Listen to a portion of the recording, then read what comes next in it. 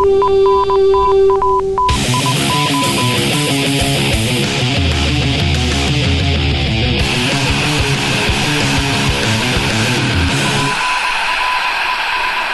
to Norse Code, the #1 podcast for your Minnesota Vikings. I am your host and producer.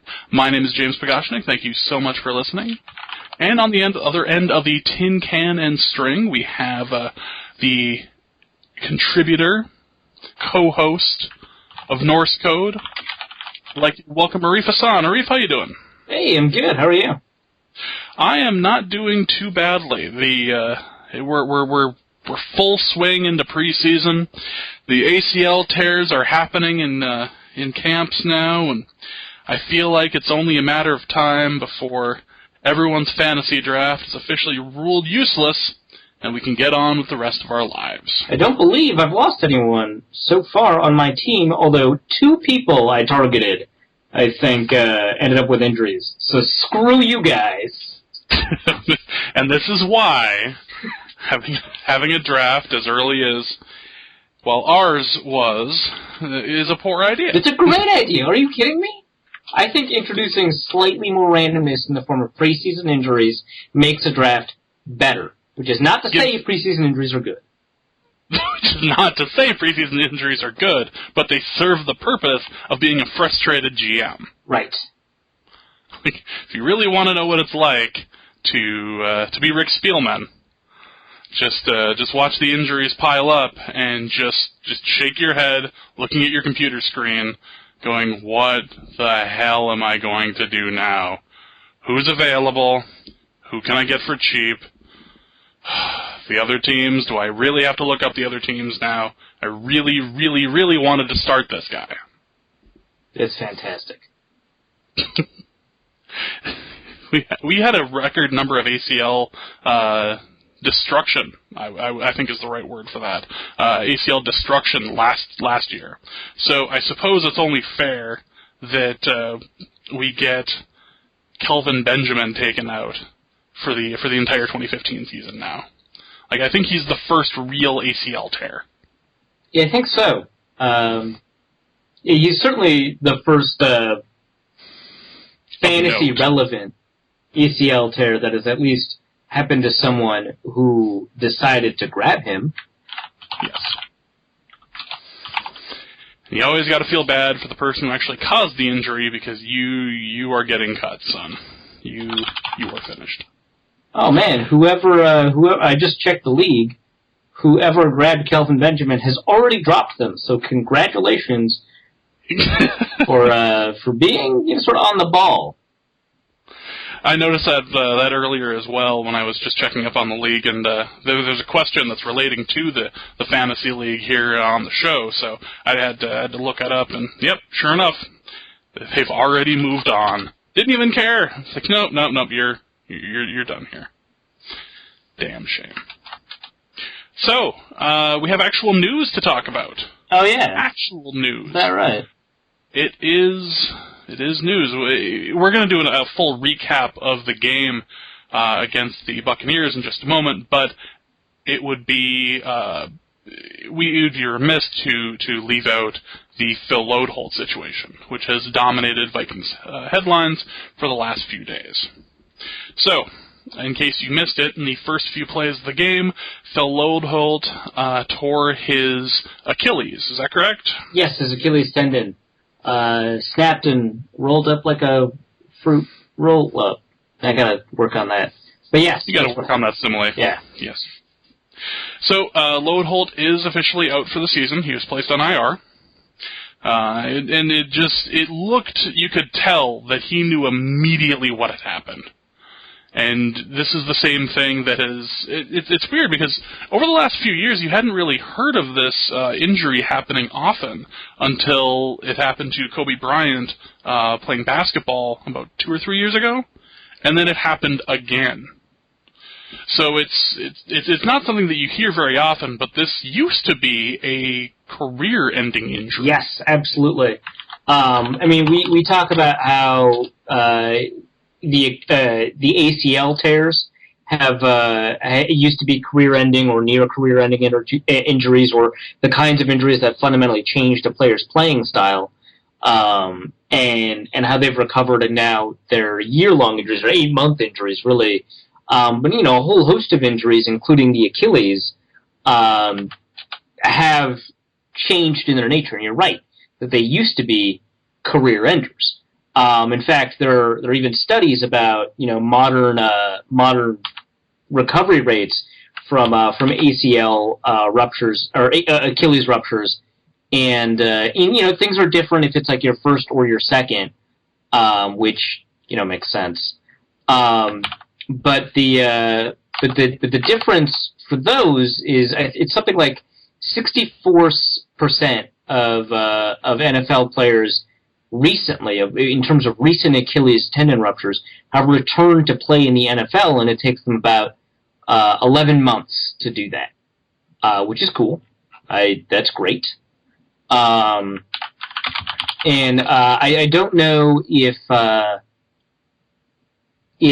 they return to their previous level of play, because it's kind of hard to measure, especially because many of the injuries are for players whose play is very hard to evaluate. But Mikel LeSure, he didn't return to his previous level of play, but other players sort of have.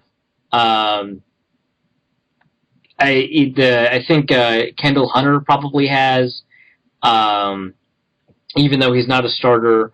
We're going to figure out if Michael Crabtree, I think, has, but I think he has based on how he did last year. Even though he wasn't, killing it. I think that's probably Colin Kaepernick's fault. I think Leon Hall has. Didn't Demaryius Thomas have an Achilles? I believe so. Yeah, and then Terrell Suggs made it back within 6 months. So I think that for the most part, most players return to their pre-injury form, or rather, most players return to NFL level form, and then most of those players return to pre-injury form.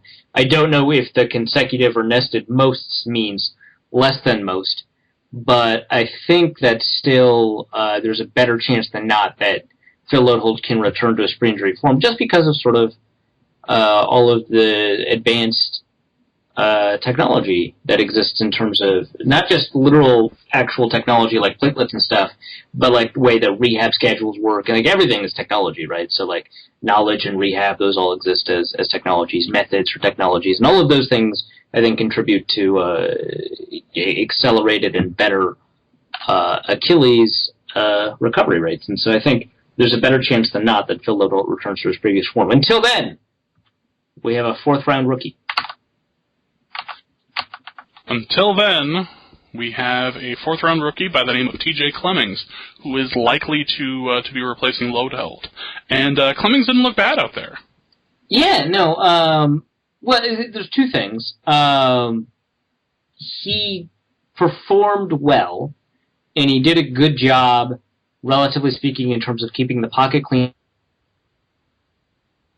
I've looked at every one of Clemmings' snaps in the preseason, and I'm going to have an article out. Hopefully, by the time this podcast publishes, I wouldn't be surprised if it was out, because it's mostly done. There are a lot of things that TJ Clemmings does well. He does really well, and surprisingly well, given that he's entering his 3rd year as an offensive lineman, and he's doing it as a rookie in the NFL, which is, to some people probably to me it would be traumatizing, but to him, hopefully, it's a phenomenal learning experience, And the thing that gets me about how well he's playing is actually some of his technique with his hands is kind of stunning, given that he didn't display this technique at Pitt. So he's already, maybe as a form of habit, maybe as a form of deliberate movement that he's always remembering to do. Either way, he's already putting his hands in places that prevent inside counters from defensive ends. It's one thing that we talked about last year that Matt Khalil was actually really bad at, countering against inside moves. And it's something he was actually worse at in 2013, and in 2014 he was just bad overall, but he wasn't uniquely bad at inside moves. But the thing, that's what Clemmings is really good at. He's really good at preventing inside moves, both with his technique and in the results of his play, because you can see when defensive ends are countering to go inside, he does a very good job controlling them. Some of that has to do with the fact that he's got his inside hand on their inside shoulder that makes it very difficult for them to move in ways that will allow them to move. Some of it has to do with the way that he mirrors his feet, All very good, and that's all stuff that I like to see. For the most part, he times his punch pretty well, and that's really good too, because even though he's not as powerful as Phil Lodeholt, even though that's kind of how he's been billed, he still has the ability to control some of the interaction.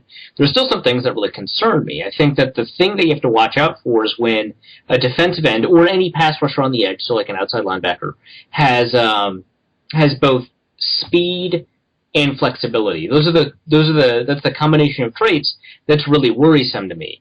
And unfortunately, both Justin Tuck and Khalil Mack have that. And the way the Raiders use Khalil Mack and Justin Tuck is that they'll actually move them around on both sides of the ball.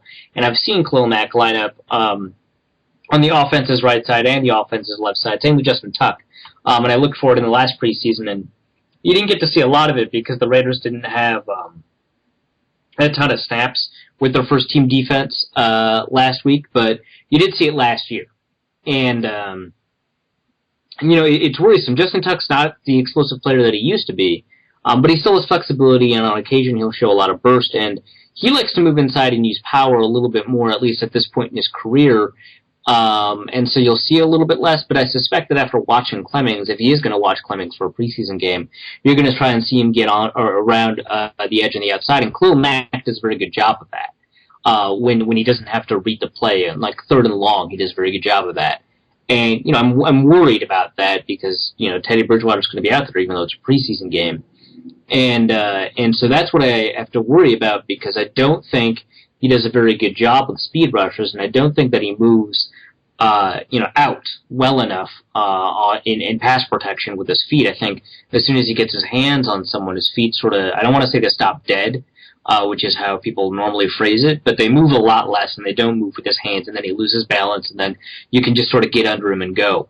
So that's what I'm worried about in terms of Clemmings. And in terms of run blocking, that one's a little bit harder to evaluate because, as much as I like to make fun of the phrase, you don't know what his assignment was, based on, what Mike Zimmer and Norv Turner have said about, evaluating offensive line play and Pro Football Focus. In some of these contexts, some of these plays, someone messed up. And I don't know if it's Mike Harris, who is playing guard for the first time, or at least going into the off-season as a guard for the first time, or if it's Clemmings, or even if it's the tight end. But someone messed up, and it could very well be Clemmings, and that would be a problem.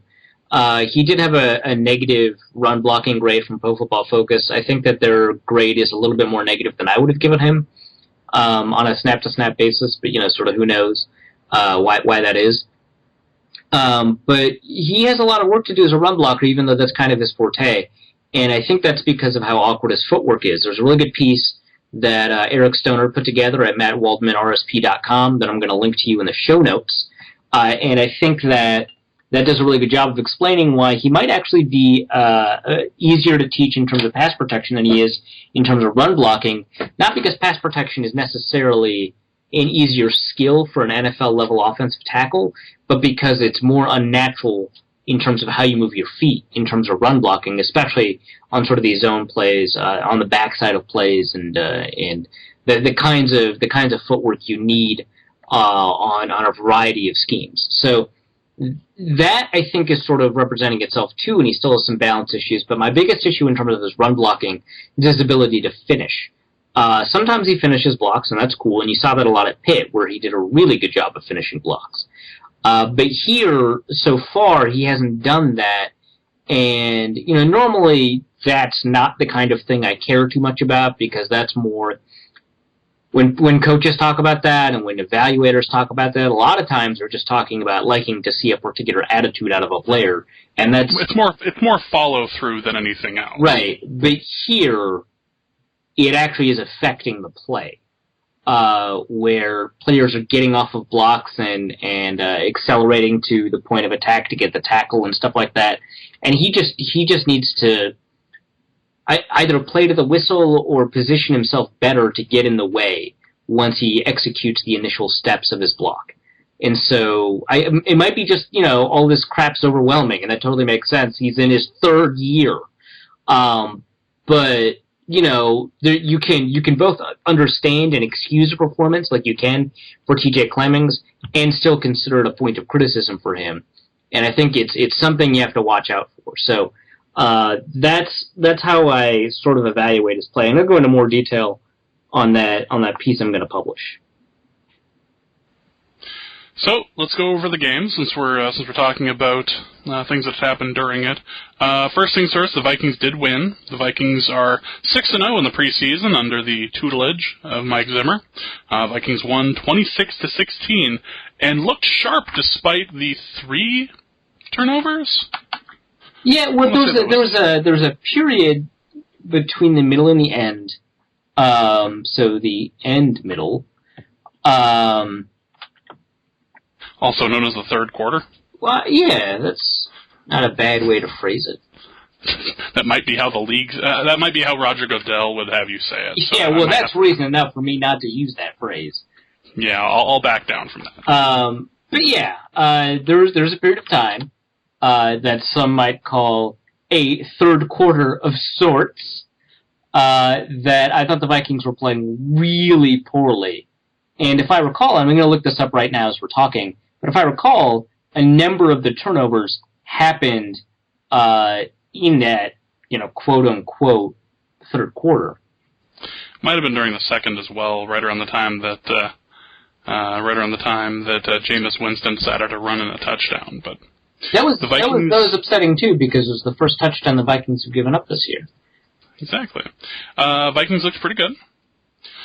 And Teddy in particular has looked really sharp out there.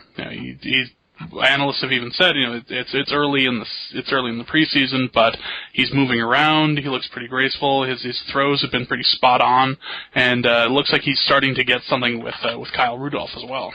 Yeah, no, for sure. I think Teddy has been pretty phenomenal in the preseason. He has if this matters, he has an 85.7 percent completion rating. He has 130 total yards on just 14 attempts. That's 9.3 yards per attempt, and he's gotten the team in scoring position on a number of occasions. His passer rating is well over 100 for the preseason. Not that those statistics matter, and I got into a really stupid debate in the comment section of my review of the offense on this. In fact, it even distracted me from other writing. I'm kind of ticked that I let myself get pulled in, but what did you learn? Don't feed the trolls. But the argument was, so I said that Teddy Bridgewater didn't live up to his numbers, and then I explained that in the context of how he played, he could have played a lot better, and also he didn't play as well as a passer rating of over 100 would imply, because passer ratings of over 100 are players like Aaron Rodgers, Drew Brees, Peyton Manning, right? Those are the kinds of players that put up, those numbers, and they tend to have success rates that are pretty high, higher than 50% per pass, and they tend to produce drives that produce more points, about 2.8 points per drive, maybe a little bit less, like 2.6, because they don't kill drives with shorter passes and passes below the marks and stuff like that. And Teddy Bridgewater made a couple of mistakes where he killed a drive with a particular pass where he could have gotten more yards and continued the drive with a different pass. I think this has happened twice so far in the preseason, which out of 14 passes, that's actually kind of significant to me because he doesn't have many third down opportunities. And so he played well, but he didn't play very well. He didn't play to the 100-plus passer rating that he got, at which point someone in the comments said, well, of course he lived up to his passer rating. He produced that passer rating, which means he lived up to it, which is, again, dumb because the phrase lived up to is ambiguous enough, but I did, explain it. I did provide a context, and I did define it by context in the article by saying, by living up to something, obviously I mean by producing the kind of performance you would expect from somebody who has a 100-plus passer rating. Here, performance doesn't mean passer rating, but it means your ability to help the team score points, which Teddy, was lacking in some respects. And so it wasn't just that Teddy could put together more passes and didn't perform to the best of his ability. It's that what he did do actually did hurt the team sometimes. That's fine. He's a second-year quarterback. His statistics overstate his performance. That's fine. He's still playing very, very well. And, so far in the preseason, like you said, he's been accurate, not just because of his completion rating, but, because of his ball placement. His pass to to Kyle Rudolph, I think, to extend on, it was second or third down between two defenders was fantastic. He was able to, put the ball in Jarius Wright's hands that didn't make him slow down.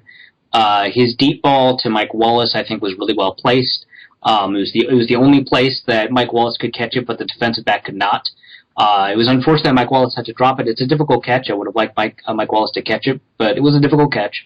We'll say that. But it was a really well-placed ball. So I think Bridgewater's been performing well. I think you're right to say that he's connecting with Kyle Rudolph a little bit more, and that's, obviously very good.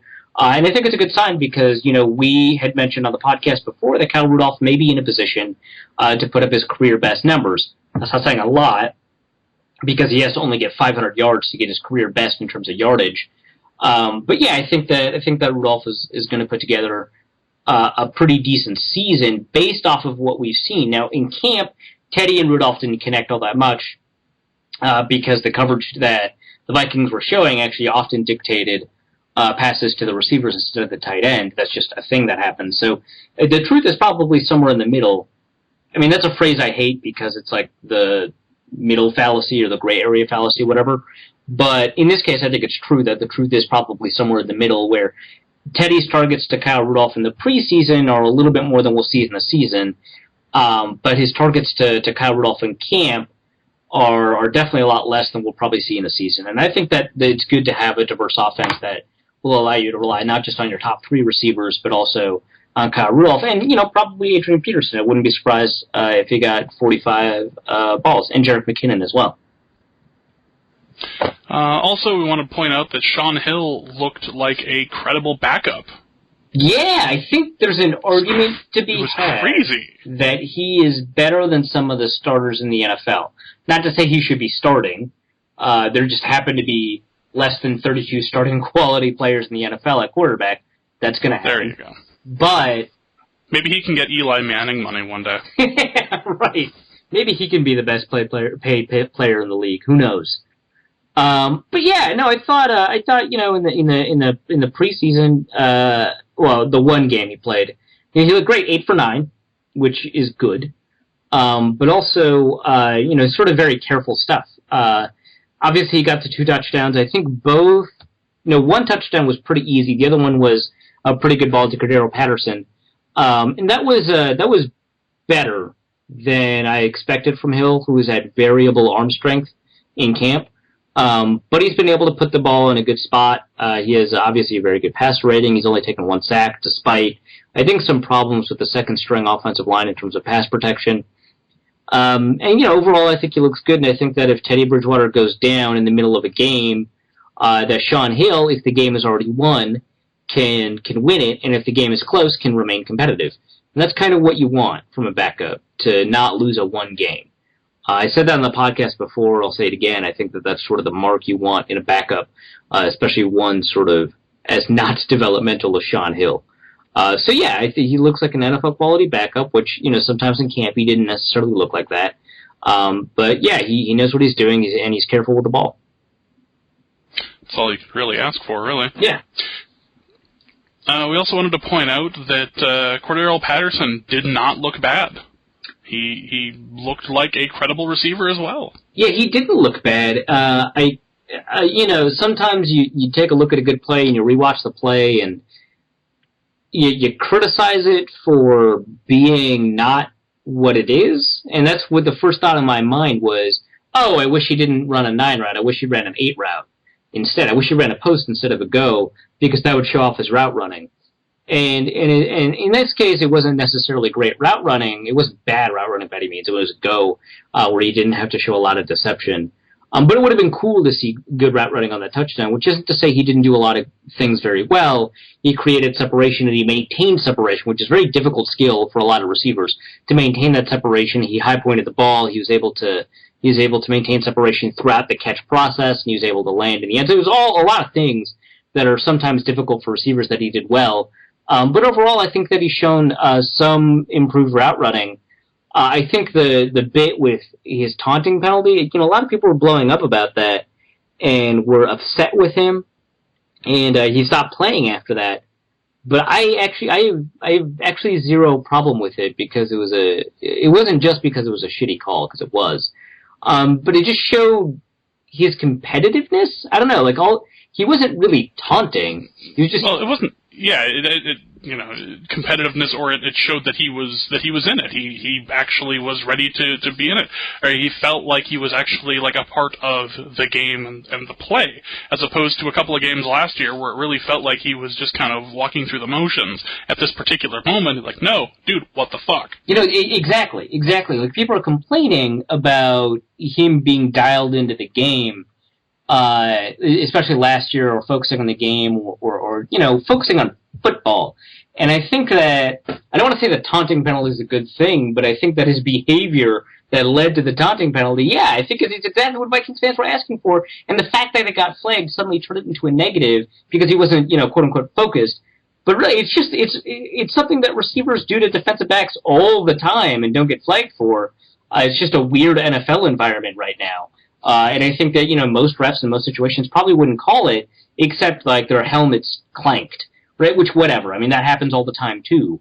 But I mean, I don't know. It just showed Cordell Patterson being aggressive.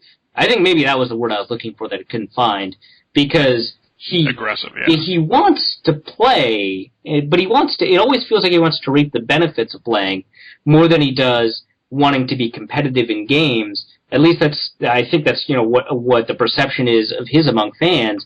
And here he was just being aggressive and competitive and talking trash to a corner. That's great. So I don't actually have that much of a problem with this taunting penalty, especially because I think similar behavior in future games probably won't lead to that kind of flag unless the NFL is clamping down way more than I thought they were.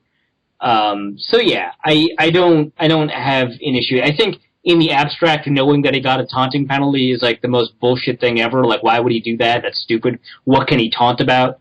But in the context of the situation, yeah, sure, cool. When reached for comment, Roger Goodell said, quote, "In the future, corners will not be able to look at wide receivers in the eye."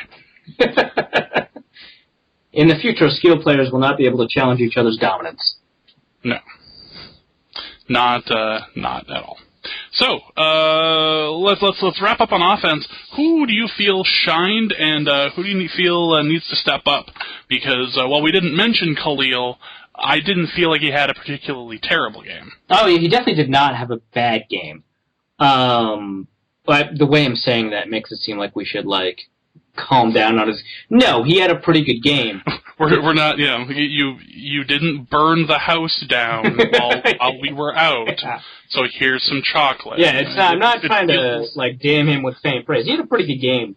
But the reason I'm hesitant is that so far, he hasn't really had to play against an average to good defensive end. He played against Jackius Smith in Tampa Bay, and he played against, I already forgot his name, it's a fourth-string outside linebacker from Pittsburgh. And if he had been bad against them, that would have been a huge problem, obviously. And so the fact that he wasn't is good insofar as now we don't have a huge problem. But we could still have a problem, who knows? And so we'll see when he plays. Like I said, Khalil Mack and Justin Tuck, they kind of switch sides, and they don't play the same position. Khalil Mack is a 4-3 outside linebacker who puts his hand in the ground on third downs and rushes the passer a lot. Justin Tuck is a defensive end. But they tend to switch sides a lot, and they tend to be pass rushers. And Justin Tuck, though he wasn't, what we remember 2007 Justin Tuck to be, I still think he can maybe put someone like Khalil through his paces. And that's something you want to see in the preseason, so long as Teddy doesn't die as a result. I feel like that is the goal of an offensive lineman, is to keep Teddy Bridgewater alive. Keep Teddy alive. Yeah, I think, that should be in the meeting room. Just all over the place. How... Scribbles on whiteboards everywhere. Yeah, just like how on the wall they have, signs, we want to be a smart, tough, fast football team. Keep Teddy alive should be everywhere an offensive lineman is going to be. It's like Visa. So I think... that's something that is important, but I still want to see Khalil tested in the preseason against players like Khalil Mack And again, like I said, Justin Tuck still shows flashes of who he was. He can still be explosive from play to play. He can still show flexibility. He can still show power a lot. And so I think that would be an interesting test for him. He did, I think, someone listening to this would rightly point out that he did have a couple of snaps against Gerald McCoy, and sometimes McCoy is stunting to the outside and playing against Khalil, and sometimes Khalil is down blocking against McCoy. I would say his snaps down blocking McCoy are not as significant an indicator because tackles down blocking on a defensive tackle, those are usually wins for the tackle anyway. It's very difficult for even a high-level defensive tackle to make a play like that. That's how some teams play it around J.J. Watt, is that they keep on down blocking him to keep him out of the play, which is why the Texans have now moved him almost entirely to the outside, because now he can be a threat on a lot more plays. But the point is that some of his snaps against McCoy that are positive are what you'd expect even bad offensive tackles to do. And then McCoy twisting to the outside, that is good. That's true. It's very few snaps, and you don't expect Khalil to get beat every single play, even when he's as bad as he was last year. And so I think that we still, even with taking that into account, we still don't have a large enough sample of his play against good players doing the things that they're used to doing against him for us to say that he can be a baseline average offensive tackle. All I'm saying is that he probably won't be the worst tackle in the league next year like he was last year. But we don't have any more evidence to say anything other than that with a lot of confidence. He's playing like an average offensive tackle, but bad offensive tackles can put up his level of play over the number of snaps that he's put up without any reasonable degree of fudging the numbers, as it were. One thing we wanted to mention is Mike Prefer gave a little press conference, a couple of interviews on Wednesday, on the 19th, and was talking about how everything appears to be up to his standards except for the kickoff returns, and has basically labeled that Sherrills will be, in his mind anyway, will be the punt returner, but kickoffs are still a little weird. Yeah, I was looking at that, and it seemed like a weird statement at the time. It is sort of weird. The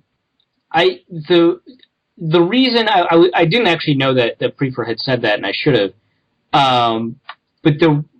But I had thought something similar. Well, now I can just say I thought that, haha. But no, I did think that the blocking was a little odd. But I think it's odd in a different way. I think for him, he's talking about odd in terms of the way his players are performing and what they're trying to do. And for me, it's odd because I just haven't seen players perform these particular assignments. Those are two separate things.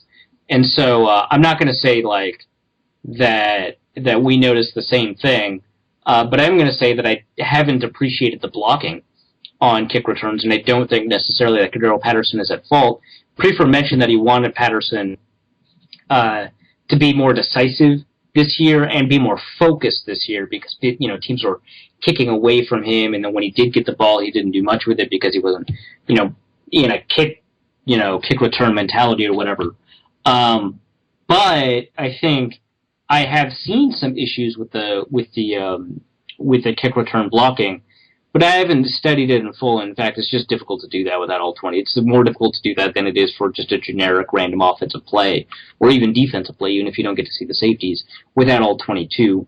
But I haven't been happy with it, and the kickoff returners haven't looked assertive. I don't know. I don't know how to put it, but they've been much more willing to catch players than they are willing to attack players, that at least compared to previous years. So maybe that might be what he's talking about. Maybe he's not. I know in previous years the problem has always seemed like the kick return or sorry, not the kick return, but the kick itself.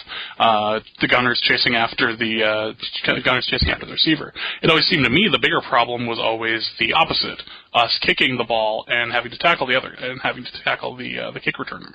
Like, it always seemed like we were giving up big returns after we had scored. So it seemed like that was always the bigger issue. But it's interesting to note that he believes the bigger problem this year appears to be just the kick return itself. Yeah. So this is his full quote. It's more timing than anything. The frontline blocking has been okay. A couple of misses there the other night. The backline and returner, the timing is off. It's not the returner, it's more the backline and the wedge guys. We call them the backline. The timing is not quite where it needs to be, and so we worked on it yesterday, and we're going to work on it again tomorrow and continue getting better in that regard. Okay, so what he's talking about actually is something that I've been sort of noticing, and I think that might relate to the timing.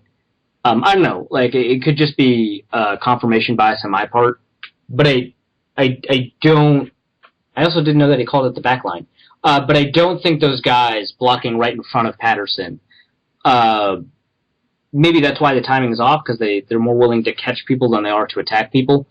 And that might be why Patterson's lanes have been a little bit smaller. So, those things in mind, I think that that's something that's worth noting.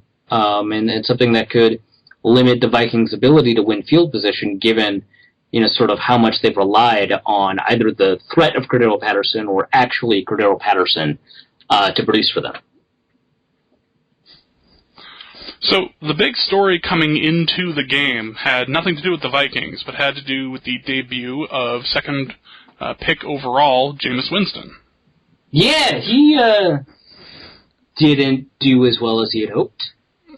It looked like a rookie quarterback who has only played NCAA games, has only played in college, and was playing against a bunch of first-stringers. So the question I have for you, and it was the only thing I was thinking about during the first quarter and a half of the game, was do you feel that this was just like rookie jitters, not really used to the speed of it, or did our defense have a lot more to do with it than just showing up?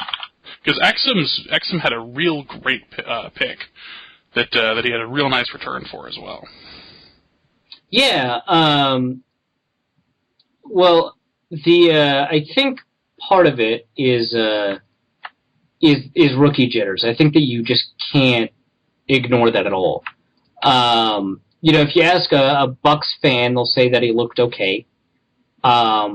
But considering the standards they've had for the last few years, that's the guy with the wife who's just ruined his existence for 20 years, and he has a new person in his life now that only tries to kill him in his sleep. Like, okay, well, the form is there. I don't hate everything yet. Yeah. I think it's weird because you have to evaluate how he did versus how, let's say, Trey Waynes did. I think that if you put so against just the first team defense, Jameis Winston's best play was against Trey Waynes in cover 6, which is half quarter. And Zimmer mentioned this the other day, that it was Trey Waynes' responsibility, but there should have been a safety there, which basically confirms the speculation that me and a couple of others had on Twitter that it was half quarter. And yeah, he's right that the safety should have been there, but the safety is also tracking some of the underneath stuff in his lane, as it were. I think that Winston overall, I think that the Bucs fans that I talked to that thought he looked good, or okay, I should say, they don't think he looked good, but okay.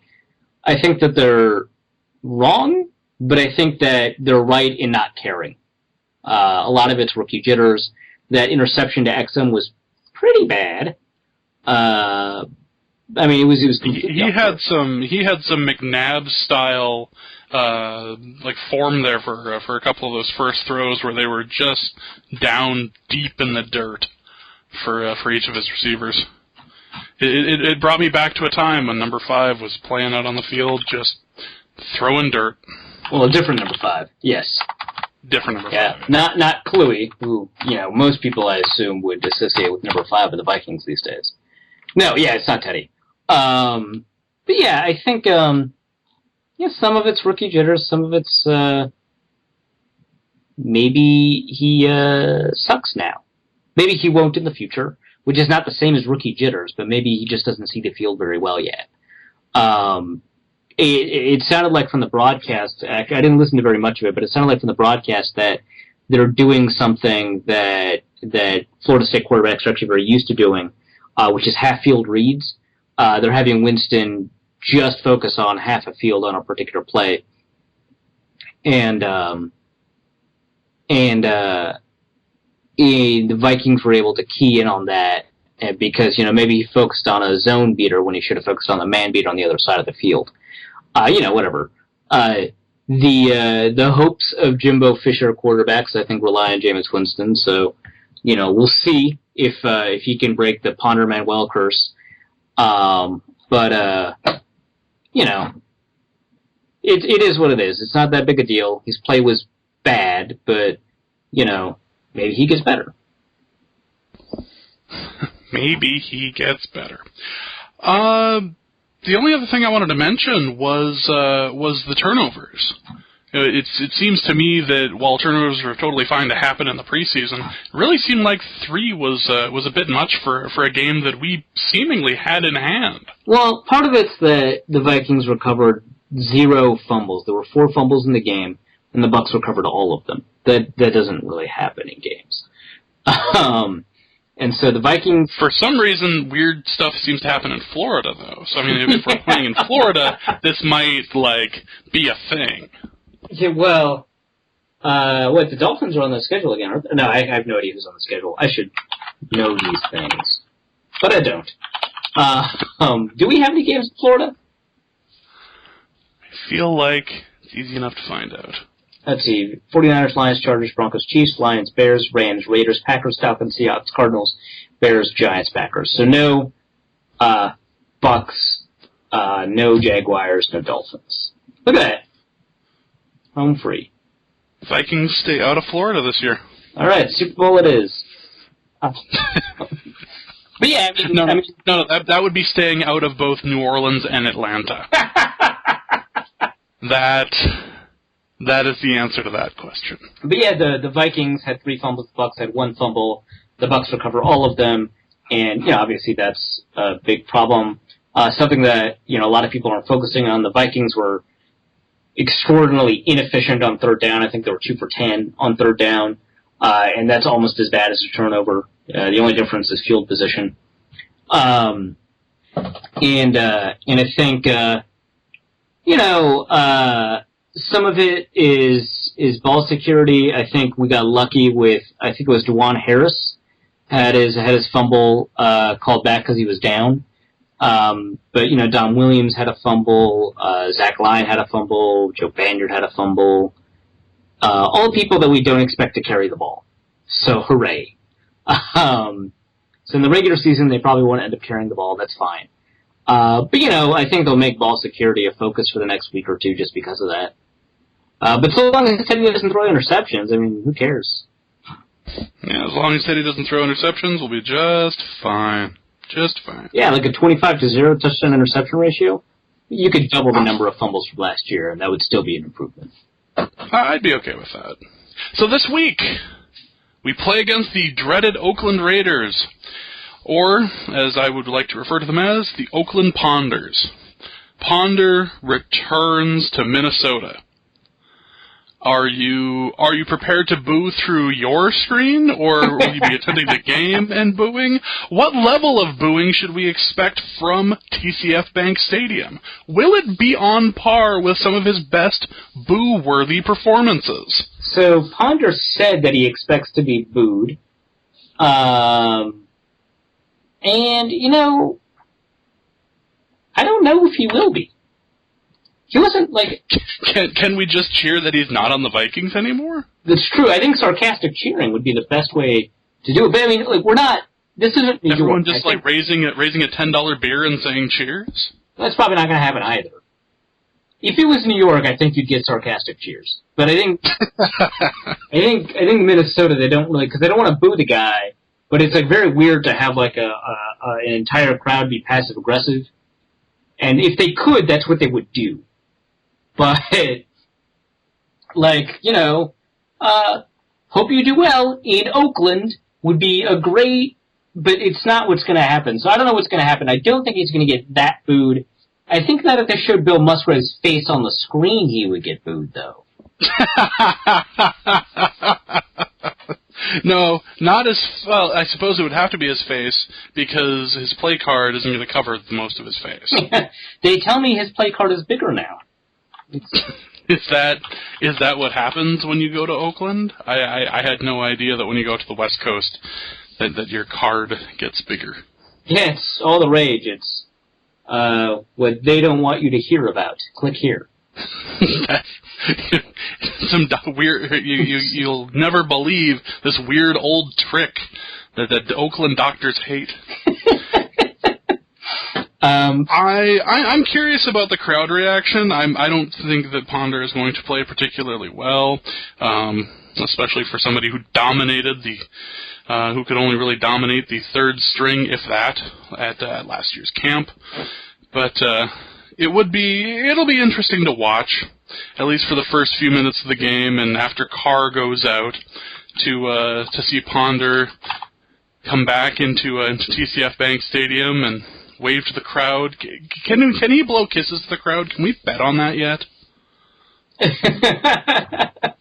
I want to see the Vegas odds on whether or not Christian Ponder blows kisses to the crowd after a touchdown. Man, that would be great. Deadspin would have that GIF ready for you in like seconds. Like that would be, and Drew McGarry would just be tweeting that for the next month. Yeah.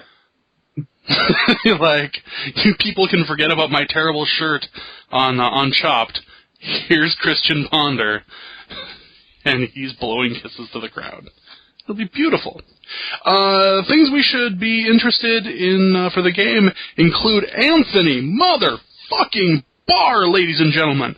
Will be getting a few snaps. Yeah, he'll get like maybe 8. It counts. These are things. This is progress. It's not that his knee was amputated in the off-season because somebody decided to put firecrackers on it. He has a leg. It is going to be playing. It will be displayed on Saturday. They're just gonna take a picture of it and put it on the screen and then rotate it around for you to prove that it exists, that it's no longer inflamed. ESPN is going to get his medical records and put it on the screen and tweet it. It'll be great. Along with the medical records of some other dude. Who knows? Some guy. Maybe he got his finger amputated. Maybe he didn't. Doesn't matter. Yes, we will have Anthony Barr on defense. Yeah, this is really good news. I was never particularly worried that he wasn't, good to play for the regular season, just because the Vikings were, pretty confident that he would play in the regular season. But, it's good to see, proof of concept of that sort of thing. It is. Look, it's actually we're pulling the trigger on it. It's game 2, game 3 actually. We'll do it. But yeah, so yeah, he's conditioned. I don't know. It sounded like he was conditioned until his knee inflamed. His good knee got inflamed.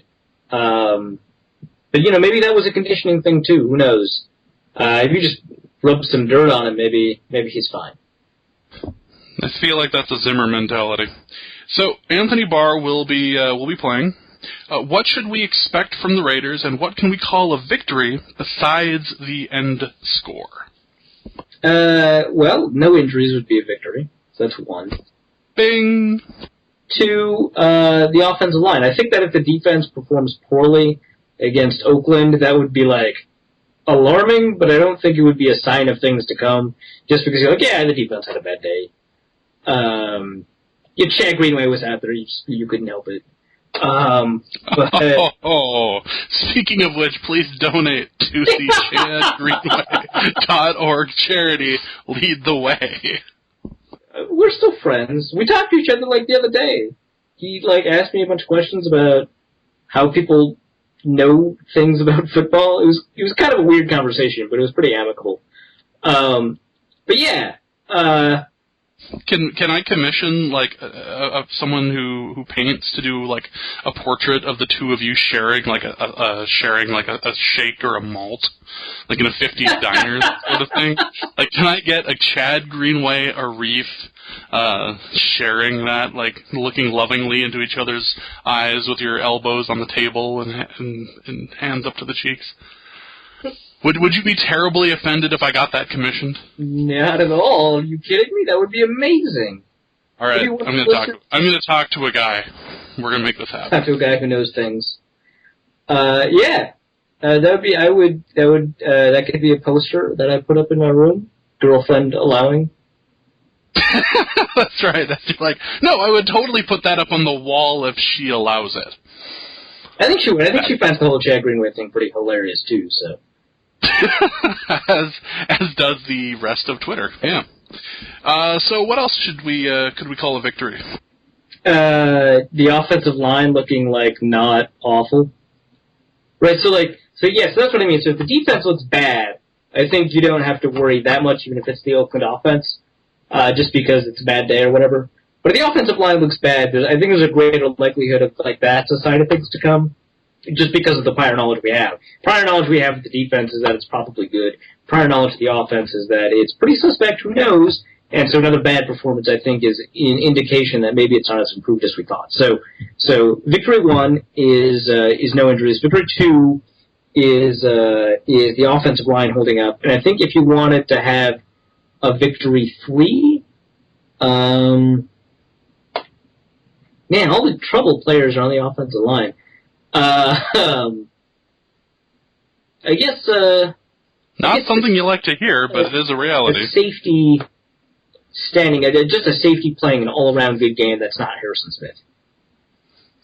That's not a bad idea. I want to throw a fourth one out, and that Trey Waynes starts to pick up a couple more things and just seems a little. The last couple of games, anyway, he seems a little out of place. Yeah, I think I was going to mention Trey Waynes, but the reason I didn't is just because I was thinking about victories in terms of what it means for the season, and I think Trey Waynes is probably not going to get a ton of snaps this season, so if he plays well, maybe it really doesn't affect the team all that much this year, but it could mean good things long term. So that's the only reason I stayed back from saying if Trey Waynes plays well, it's a victory, just because, maybe it doesn't have that much of an impact on the team. If you can just do a little more developing, a little more cooking in the oven, Trey Waynes could be just fine. Well, we will have a recap of the Oakland game next week. But for now, we want to move on to something a little topical, especially with that it's in the middle of preseason and people are doing their fantasy drafts. We wanted to do a quick little feature on fantasy football and some strategy and sources. Where do you go, Arif? Even though Yahoo ranked you the second worst draft. What? That's not true at all. Of the thing, I thought they ranked the listing for that. I thought they gave the actual ranking on the fantasy page. They did, and that was definitely not the second worst. Because I know who was the worst, but I wanted to know who was the second worst. Yeah, I'm tied for fourth. Oh, is that it? Yeah, so there's 4 people tied for fourth. Minnesota Midgets, $1 Million Shaq, Reeves' team, and Emmanuel N's team. We all got B's. Although, of course, I think I did better than that, but, who cares. Oh, there it is. And then Matt Fraser's team and Balgazi Green Ellis, which is a phenomenal name, by the way. Congratulations to you. Yes. Got C's. So I definitely didn't have the second worst. Not by a long shot. There's a couple more people between me and tied for fourth. They actually projected my team to have the worst record in the league, but they gave me a B- for the report cards. It's I'm getting mixed signals here. Well, it could be a schedule thing. It could be a schedule for your players thing, or it could be a strength of schedule thing for who you're going to play against. So, that could be it. Yeah. B- is basically a C anyway. What's the name of Dusty's team? Is it Can You Dig It? No, Dusty's Balgazi Green Ellis. Oh, wow. Good job, Dusty. No, I helped Dusty a little bit on that, admittedly. Yeah, well, sure. I'm sure you did. Fine. If I give a shit about Arif's team, I am the ghost of Al Davis. That's a good name, too, and I have to pick a better name than Arif's team. It'll premiere, I think, by the time this podcast is up. Because I like to think that I'm at least pretty decent at team names. So, by the time this podcast premieres, I'll tell the world in the show notes what my team's name is. The best draft, according to Yahoo, anyway, is hashtag probably Sean Prater, from Eric with a K, who I don't know which, there's a couple of Eric with a K that follow me on Twitter because it's Minnesota. But yeah, congrats to you for having a draft that Yahoo thinks is pretty good. Yahoo thinks it's pretty good. Yeah, I mean, it's pretty good. The Cam Newton pick was good. It was great, except the Kelvin Benjamin thing. And then, also, you picked Kelvin Benjamin, so good luck! Yes. And while Yahoo may have given you an A, reality decided to give you a big ol' slap in the face. So, as far as strategy is concerned, first pick, wide receiver, running back, quarterback? Well, it depends on where you are, I think, in the draft. I think I almost never pick a quarterback in the first round. In fact, I don't think I ever pick a quarterback in the first round. But I think if you're at the end of the first round, I think that Gronkowski is such a good tight end. I mean, I think he outscores the second best tight end, which is usually Jimmy Graham, by at least 11%, if not more. That is definitely worth the first round pick. So if you're late in the first round to pick tight end, Rob Gronkowski. Otherwise, I'm inclined to pick a running back just because they get scarce by the third round. Receivers and quarterbacks, they're super fungible to me in the fourth, fifth, sixth rounds. And for receivers, for me, I generally just prefer to get more receivers than I need, like 8 instead of 7 or 6, and hope that one of them breaks out. So I try to pick upside receivers instead of receivers with high floors, and then one of them will break out is the idea. So I don't invest highly in receivers unless they seem to be massively undervalued. I think 2 years ago I mentioned that I did a very good job picking Brandon back when I was in 40 fantasy leagues, or so. I think it was actually in 26. Back when I was in 26 fantasy leagues, about 20 of them had Brandon Marshall because he was a first-round caliber receiver going in the third round of a lot of these drafts. And so I'll pick a receiver sometimes. I was about to pick A.J. Green in this draft, too. But, for the most part, I'll pick a running back just because I think, you either go balls out at running back in the third, fourth, and fifth round, or you pick one early. I think those are the only two options at running back because the number of feature backs is just so low. Which, I mean, there's a lot of really good fantasy players, who are better fantasy players than me, that advocate otherwise. But that's what I do. Dusty had brought up an interesting question to me the other day, and that was the importance of mock drafts. Pointless or essential in kind of acclimating yourself to the whole process? I think, well, obviously somewhere in between, but closer to essential than pointless. I think it depends on, I think you have to do mock drafts in the format that you're going to end up drafting in. So doing ESPN mock drafts, then going to Yahoo draft, it's just a different set of people and a different set of scoring systems, and just different strategies overall that people will use that might screw you if you do them the wrong way. But I think actually they can be pretty useful. And I think back when I played a lot of fantasy football, I did a ton of mock drafts, and I thought that helped me a lot because that was how I was able to clue in on players like Keenan Allen and Brandon Marshall back when they were enormous steals. And so I think that they can be pretty good so long as you know what players you want beforehand, because what it does is it sets the price for you better than an ADP sheet will, just because. Yeah, and I ended up just doing one or two, well, really was 1.5. I did the first 3 picks before 2 people in the draft started going crazy and started selecting people who are no longer playing or actually retired, but they were still on the list. So they were just messing with people's draft. It's like, oh, I'm in one of these. Oh, great. No, Aaron Hernandez wasn't picked up, but it was along those lines. Where you're just like, oh, yep, guy with the third pick chose Geno Smith. All right, we're done here.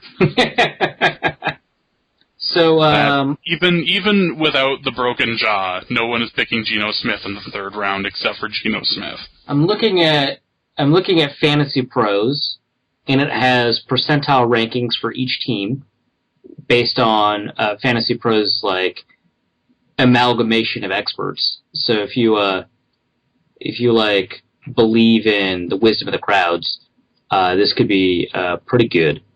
And it actually has some pretty wildly different results than the Yahoo draft, if you're curious.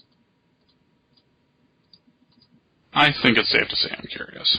Okay. I gotta keep on clicking these check marks before I give you the answer, because I have to check everybody to get the consensus rankings. But I'm pretty close to finishing it. But yeah, they've got like 56 or so experts who have like fancy rankings. So I rank second out of the consensus of 47 experts. Carlos's crazy team ranks first. Which is Kyle. Oh, God. Didn't he auto-draft? He put together something, I thought, but... Oh, okay. Well, that would... But here's the best part. Balgazi Green Ellis is last. Poor Dusty. At 89%. So the rating Carlos's crazy team has is 100%, which is dumb, and I think kills the entire process. If Kyle is succeeding at something, we immediately have to question it. Yeah, my team is second. Probably Sean Plater is sixth. And some of these experts have not priced in the Kelvin Benjamin injury. Some have. And you are ninth. Just where I want to be. Just outside of the playoffs, just sucking it up. Some of the top sites that we would recommend users and future fantasy winners take advantage of before their drafts. I think it depends on the kind of draft that you're in. If you're in a dynasty draft, I would definitely check out RotoViz. Unfortunately, they've moved from the $1 subscription model to some other subscription model that costs more than $1. So that's a little bit tougher. But I think they're pretty good for dynasty. I think that Football Guys overall is good for every format, so long as you sort of specify what you want when you look at their stuff. I think that Football Guys is pretty good overall for redraft leagues, and I think Pro Football Focus, their articles are hard to access from a fantasy perspective because many of them are behind a paywall. I don't know if that paywall is worth it, but the stuff that I have seen that they've put together is really, really good, especially for redraft and DFS, which is daily fantasy. Just like all the rage now. But yeah. Yeah. This segment has also been brought to you by DraftKings.com. DraftKings.com. That's right, DraftKings.com. Cue 8 million FanDuel commercials. Is there anything more annoying on a podcast at this very moment than that, just saying that 3 times? Or is it 6 times? I can never remember because I'm just sitting there just going, where's the 15-second skip button on the phone? Where is it? I need to... Oh, it's just so goddamn... And, they have so much money, man. They have so much money. At this point, is there anyone on the planet other than in, developing nations that isn't aware of the brand DraftKings.com? They sponsored the goddamn Triple Crown winner.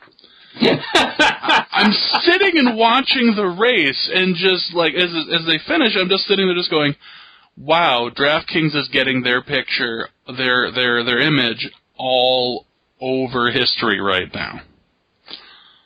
All over it. And 50 years from now, they'll be talking about the next Triple Crown winner, and they'll be showing the picture, and someone is going to look at it and go, Mommy, what's DraftKings.com? Well, let me tell you about the way that some of the people back in 2015 were doing daily fantasy because they didn't want to sit there and do a year-long thing. They wanted no commitment, and they wanted to win cash, son.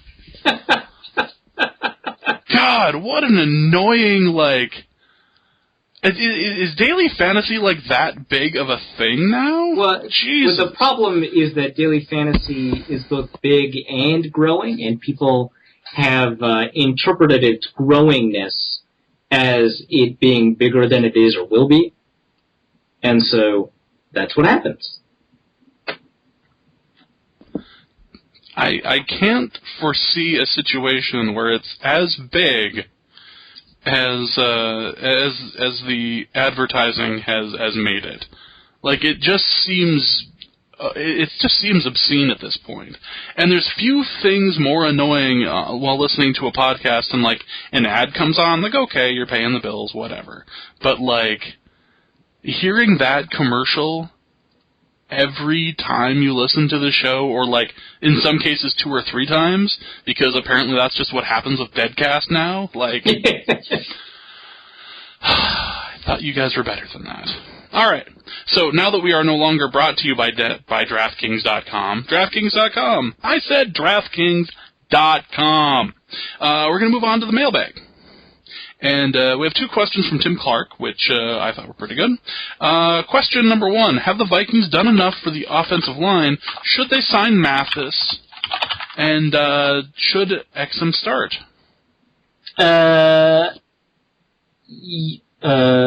1, yes. 2, now that I've thought about it, no. 3, probably?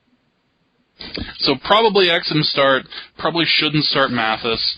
But he has a point. I mean, should the Vikings be looking for another option for offensive line, or are they just waiting for the Raiders game to kind of test out what they have? Yeah, and it's interesting that Goster Sherrillis got signed before Evan Mathis. Goster Sherrillis got signed by the Bucs to be the right tackle because, as you know, in the Bucs game, both starting right tackles went down. In their case, it's DeMar Dotson.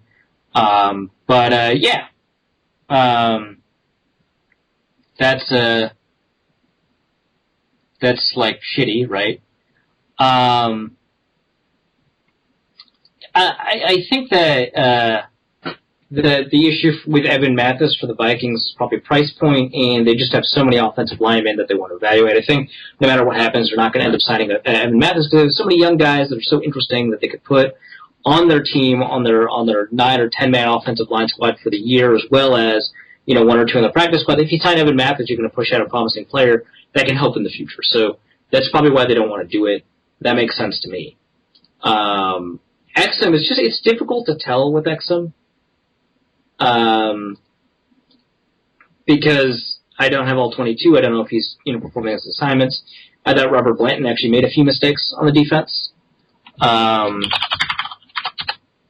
Which, not surprising, but upsetting. And so, from what I know, I would pick Exum to start, but I can't see how they're playing. And so, yeah, that's my answer. Like, with more footage, I may have a better answer, but for the moment, probably not. Question also from Tim Clark. Should Teddy take more risks? Why is he playing so conservatively? Why not take risks now? Well, I think from the perspective of his body, he should not take more risks, but I don't think that's the question you were asking, Tim Clark. With the ball, yeah, absolutely, I think he should take more risks.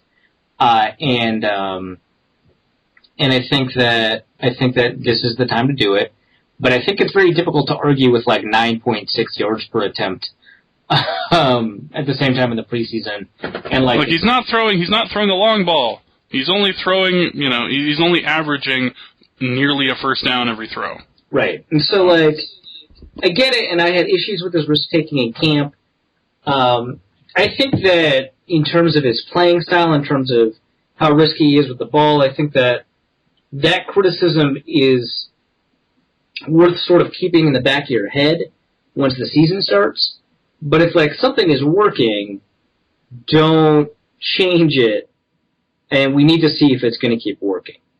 So I am totally on board with what you're saying, and it's an issue I had during the preseason, but it seems like that's not a thing.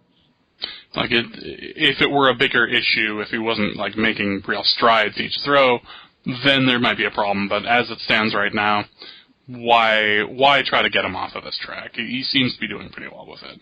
Yeah. Andrew Isker on Twitter asks a very important question. Who wins Saturday between Oakland's defensive end, Benson Babatunde Mayowa, and Minnesota's offensive tackle, Babatunde Ayubusi? Yeah, so I actually really appreciate this question because it told me that Benson Mayowa's middle name was Babatunde, which I then looked up. All I knew about him was that he was a really athletic guy that the Seahawks had and then cut, and then the Raiders picked up, and then everyone was, like, sort of excited about him. Also interesting is that both Babatundes play on the line. Mayowa plays on the defensive line. Babatunde Ayubusi plays on the offensive line. So it is entirely conceivable that the two Babatundes could clash heads, and that would be wonderful. I doubt it happens because I doubt Ayubusi sees the field. Like, if it were to happen, all of TCF Bank would just collapse in upon itself at the sheer amount of Babatunde on the field. Which they warned the developers about, and no one took them seriously. Parker Fisher, who is at Fisher Parker on Twitter, asks, honestly, how many seasons should we expect before Norv retires? 8? I don't know the answer to that, man. Let's just pick a random number out of our brains. Like, Norv Turner's a little older, obviously. Right. He's not like Coughlin old, so... He's not Coughlin old, and Coughlin's still head coaching. So I'm afraid that much in the way of Dusty's number of the week, we will not be giving a definitive number, and instead putting let's just put an X there for now. The value is X. Yeah, that's definitely like the kind of answer, not answer that we excel in at Norse Code. Isn't that right, Kyle? Now that I have my ketchup on my hot dog, I'm going to go to Jason, who asks, now with the injury to Kelvin Benjamin, would you trade Cordero Patterson to Carolina? What pick would you ask? Yes, I've actually gotten this question a couple of times since, the injury. And on Twitter, I haven't given an answer because I wanted to give you the answer, knowing that it was in the mailbag. I thought it was best to give this answer in the mailbag. So I would definitely. So someone asked me if I would give up a second-round pick, or if I would give up, if I would take a second-round pick for Cordero Patterson. The answer is like unequivocally yes. There's no question that I would take a second-round pick, but I don't think that Carolina would give up a second-round pick. So the question, I think, is, I think a fourth-round pick I would hate. And so, would I take a third-round pick? Would I take a third-round pick and change? Would I take like a third and a fifth, a third and a sixth?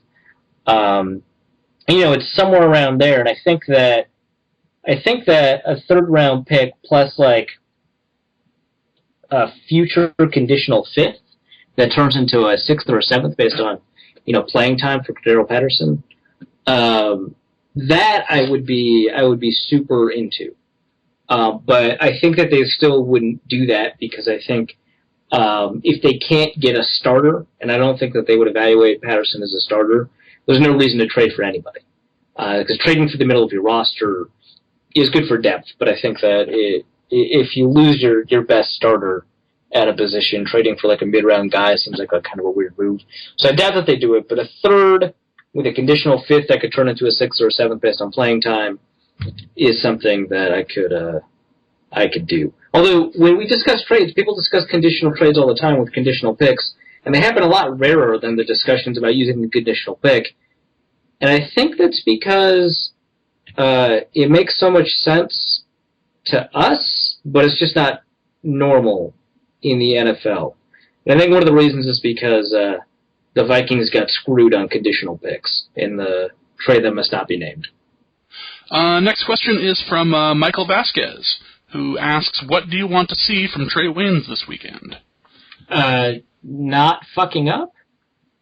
Not tripping over his shoelaces. And if he can be in the right position to make a play, that's a plus. Yeah. That's all of the... Yes. Yay! James decided to answer this particular mailbag question. Yeah, James did it pretty well. I think... I don't need Trey Waynes to, make plays to justify the pick. I need him to not give up plays. And he doesn't even have to do that this year, but in terms of justifying his pick as early as possible, yeah, he needs to do that this year. But in terms of justifying his pick overall, I mean, you could wait a little bit. So I think for this next game, given, the fact that Oakland's receivers are, besides Amari Cooper, are bad. Actually, Michael Crabtree's really good, and I keep on forgetting he's on the team. But given that Trey Waynes will be up against players like Kenbrell Tompkins, Andre Holmes, Bryce Butler, if you get embarrassed by these guys, dude, really? You need to go back to film. You need to go back to the running. You need to please not embarrass us. Yeah, so I think if you get embarrassed by any of the people that are not Michael Crabtree or Amari Cooper, that's frustrating. Again, not although I've heard that Michael Crabtree is a sorry ass receiver. I've heard that very loudly, as a matter of fact, that the Michael Crabtree is a sorry ass receiver. I heard he's also mediocre. I'm sure that was uttered at some point as well. No, Crabtree's pretty good. He's just you don't want him going deep, and you don't want him going deep against the best deep ball defender in the league. Also true. In which case, he is sort of sorry-ass and mediocre. More or less. More or less. Let's move on to something that happened here just in the last day or so. Iowa Josh asks, the 5th torn pectoral muscle, is it just a coincidence? The way the Vikings talk about it, and I don't mean this from the listen to the PR propaganda that comes from a team, but the way that they've described it, actually, yes. And part of it, and for those that are out of the loop, this is the 5th torn pectoral muscle this year, correct? Within a year, not this year. So the 5 are Brandon Fusco, which happened in the 3rd week, I think, of the 2014 season. And then I'm trying to remember this chronologically. And then Phil Lodeholt, which happened in the 10th week or something like that. And then Brian Robinson, which happened in the off-season. No, and then Brian Robinson, which happened in the off-season, and Josh Robinson, which happened in the off-season. And then Carter Bykowski, which just happened, I think, today as of this recording. And they all occurred at different spots. So, Brandon Fusco's occurred on the field. Phil Lodeholt's, I believe, occurred on the field. Brian Robinson's occurred on a practice field. I think Brian Robinson's occurred in the weight room. And Josh Robinson's occurred on the practice field. So Brandon Fusco's was over the course of play, but Josh Robinson's was kind of he just fell, and it was a freak injury as a result of him falling. Who falls and tears a pectoral muscle? Him, evidently, but not many people. But Brandon Fusco, he got it from the pull in his muscle in the play itself. And Brian Robinson did it. I think he was the only one that happened in the weight room, unless Carter Bykowski's happened in the weight room. And so the way they break them down, the way that these have occurred, are not indicative of a larger problem, either with the weight room or the way that they play or the techniques that they use. And I think, it's important to bring up the fact that, hey, you could do something in the weight room that harms you or sets you up for harm, even though if it doesn't harm you at the moment and then it occurs later because you weakened or you structurally changed, whatever. But they've investigated that possibility too. And it seems to be, it's not the weight room, but it's something else and they don't know what it is. But you also have to allow for the fact that it could be random. Like it's the problem with this is, one, you get to choose multiple endpoints, right? You basically get to choose the most damning one and say that's the one. And so if you just said this off season, that's actually only the third one that occurred this off season. Still pretty high, but not like, oh, there's a pattern. But it still seems weird, but it's less weird considering the amount of time that's happening. Right. It still feels a bit like, Packers training, strength and conditioning stuff, whereas, like, really, they're hurt again, but...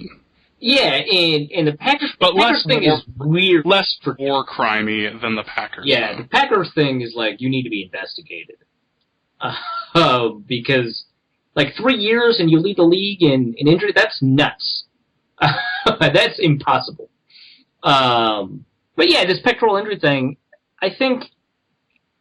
Yeah, I don't know what I think, but I think that the Vikings' sincere commitment to investigating this, because, I mean, obviously there's nothing they can have but a sincere commitment to investigate this because it's their money that's getting thrown away, and their winning records that are getting pissed down the drain and stuff like that. I think that, yeah, who knows? Well, the presser tomorrow is obviously going to address this, and if they don't address it, the reporters will clearly ask questions to have them address it. But I mean, they've done a lot of research. They brought in a consultant.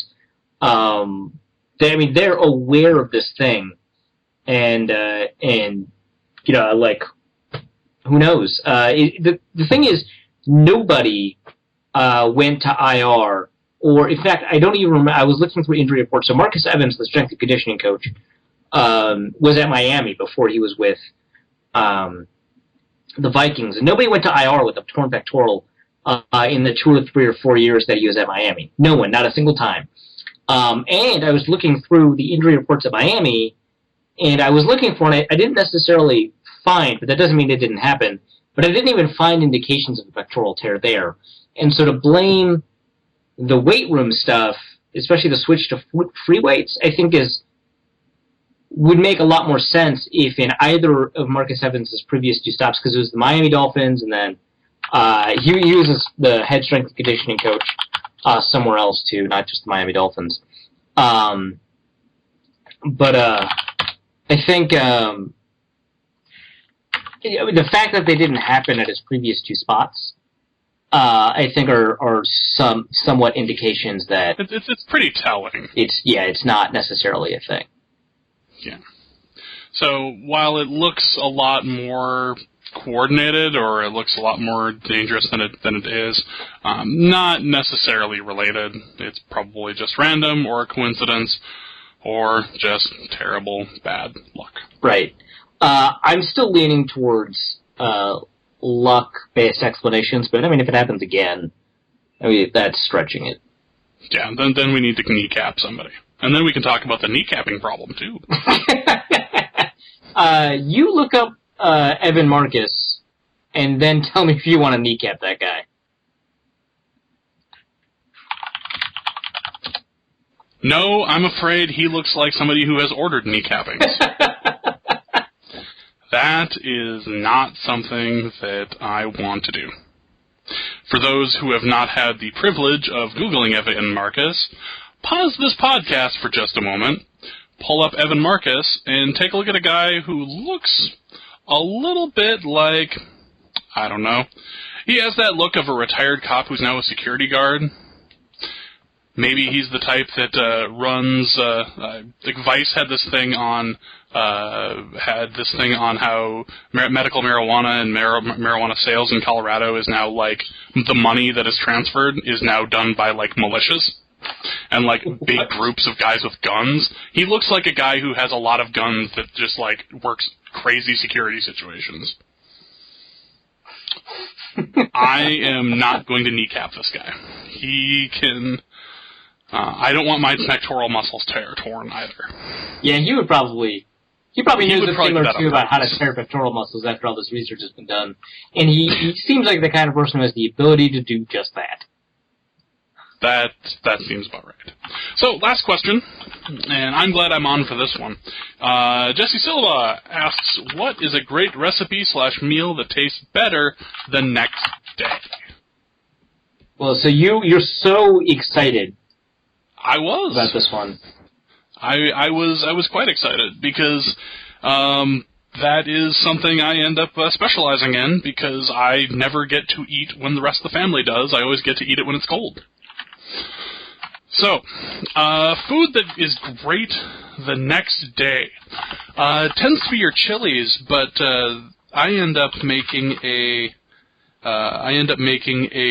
what's the word I'm looking for? It's like a jambalaya that I end up tossing basically the entire kitchen into.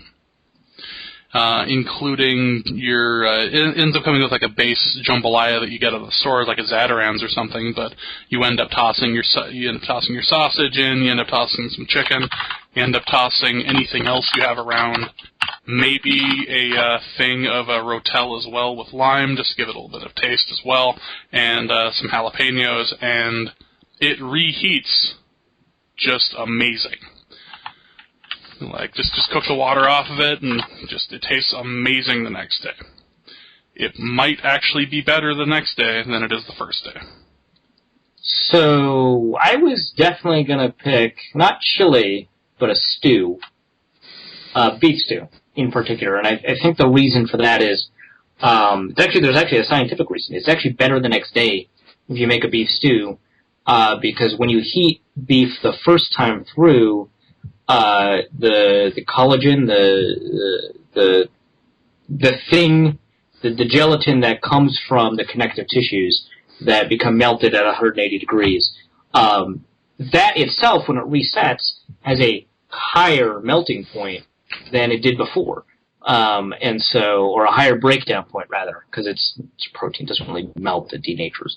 But it's a higher breakdown point than before, so when you reheat it, the beef actually stays together better than the first time you heated it through, and you also have collagen and other gelatinous substances distributed throughout the stew itself when you didn't really the first time, and it's distributed relatively evenly, and so the stew and also, like, all the flavors just have more time to marinate in the fridge. And so the stew is more unctuous, the beef is more well-formed, and it stays together better, and it's just so good. So that's actually better the second time, and it's just delicious. And the same thing is kind of true for chili, too. But yeah, a beef stew, sometimes I just make just a giant pot, not like a crock pot, but like, my girlfriend got an enormous, like, it can hold like 120 gallons or whatever pot. I don't, maybe that's an exaggeration. Maybe it's not 120. Maybe it's like 40. You can't flash fry a buffalo in it, but it's definitely big. Flash fry a buffalo in 40 seconds. Aww. Oh, I want it now. But yeah, it's enormous, and it's too big for one of our stove burners. But if you're gonna slow cook something, it's actually the perfect size for one of those stove burners, even though it like hits a cabinet when we put it down on the stove. It's enormous, and so we make a ton. We fill it up halfway. We basically put like a quarter of a cow in it, and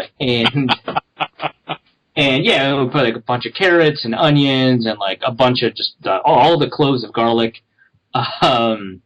All of them. A little bit of paprika, a lot of chili powder, just like stuff. You just put stew stuff in it, and then let it turn into a stew over the course of 6 hours. And then we have enough for like a month, and it just keeps in the freezer or the fridge really well. And when you store it in the fridge, it's better the next day. So I recommend that. You know, containers like that end up getting kind of dangerous. We ended up having a container of that for an evening of drinking one time. We went out and made what we referred to as screwdriver pong. And we just had a giant bucket of screwdriver.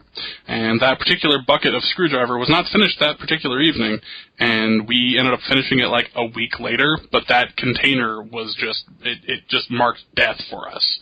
Like, that container is just Like, and to this day, like, I actually just saw it a couple days ago, and I just kind of winced. Like, oh God, I know exactly what that thing has been a part of. That, however, did not taste better the next day. I can say without a doubt that Screwdriver did not taste better the next day from the giant container of it. I can definitely say that. I actually was just about to make, before I ended up getting distracted and didn't end up making it tonight, a chicken tortilla soup. I tend to think chicken tortilla soup ends up tasting better the second day, simply because the flavors have had a little bit longer to kind of mesh and get together. I definitely think that those dishes that you're supposed to just kind of let it simmer for a few hours or like an hour or two, I end up kind of feeling like they tend up tasting better the second time just because they've had that extra time. Yeah. So, yeah. So, thank you for your questions. Thank you for listening to episode 78 of Norse Code. We appreciate the listens. We appreciate the comments. You can follow Arif at ArifSonNFL. You can follow Dusty O'Connell at Dusty O'Connell. You can follow myself at Big Mono or at Norse Code DN. And you have a article on TJ Clemmings coming up. Is that right? Yeah. Anything else you'd like to plug before we are finished with the show? Nope. Absolutely not. Fantastic. Also, just a reminder to please continue to donate to Lead the Way at chadgreenway.org. You can also donate to the show. You can do that by going to NorseCodePodcast.com. We have the donate link on the website. Just looking for your tree fitty, just trying to keep the lights on for the show. If you like it and feel like we should continue on without DraftKings.com, that's right, DraftKings.com, DraftKings.com advertisements, please feel free to donate. We would appreciate it, and I don't think I can keep the enthusiasm up for another show of doing DraftKings.com ads. It will just end poorly. But for Arif, for Dusty, for myself, I'd like to thank you for listening to Norse Code this week, and our formula is this: keep Teddy alive. We will see you next week. Norse Code is the official podcast of the Daily Norseman SB Nation blog and is produced with cooperation from Pompous Jerk Productions. Pompous Jerk Productions. Attitude with attitude. The opinions expressed in this podcast are solely those of their contributors and do not reflect official positions of the Minnesota Vikings, SB Nation, the Daily Norseman staff, or PJP. No information in this podcast should be construed as gambling advice. Please obey all local gaming laws.